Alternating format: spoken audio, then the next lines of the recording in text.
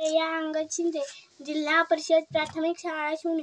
आज मी ते फुलपाखरू ही गोष्ट वाचणार आहे. फुलपाखरू. आरती फुलपाखरू, स्वाती फुलपाखरू. स्वाती सुट्टीच्या दिवशी बागेत फुल आणि फुलपाखरं तिला आवडायची. बागेतील फुल आणि फुलपाखरं बघून ती खुश व्हायची. बागेतील फुलपाखरे फुलांभोवती फिरायची. मध्येच कधीतरी फुलांवर बसून त्यातील मधुरस पीत असायची.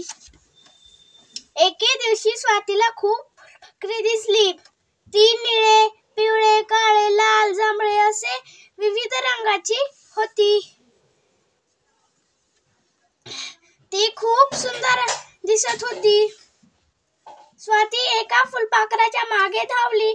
ते उडून गुलाबाच्या झाडावर बसले. स्वाती त्याला पुन्हा पकडायला गेली. फुलपाखरू गुलाबाच्या फुलांवरून उडाले. गुलाबाचा एक काटा स्वातीच्या बोटावर टोचला.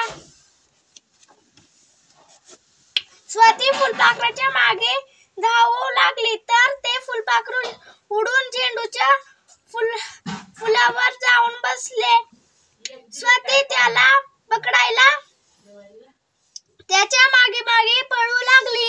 आता फुलपाखरू उडून चमेलीच्या फुलावर जाऊन बसले. स्वातीने हळूच हात फुलाजवळ नेला.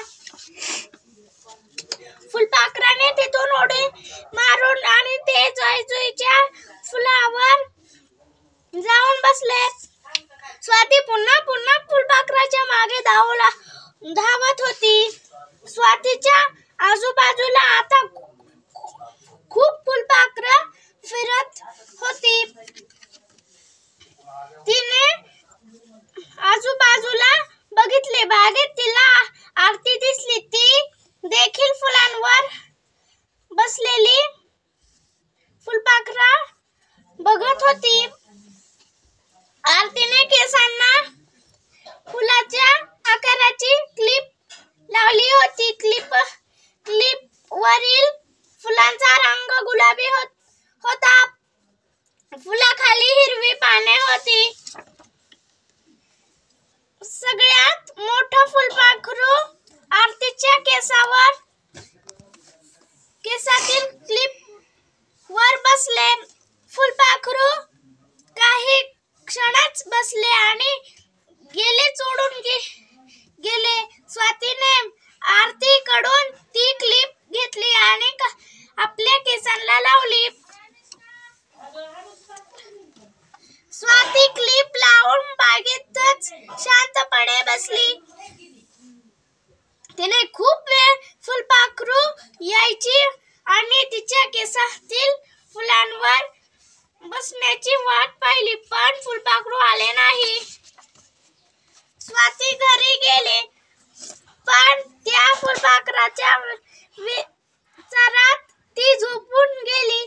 तिच्या स्वप्नात ती त्या बागेत गेली होती आणि तिच्या अवतीभोवती खूप सारी फुलपाखरे होती. एक फुलपाखरू तिच्या केसातील क्लिपवर पण बसले होते.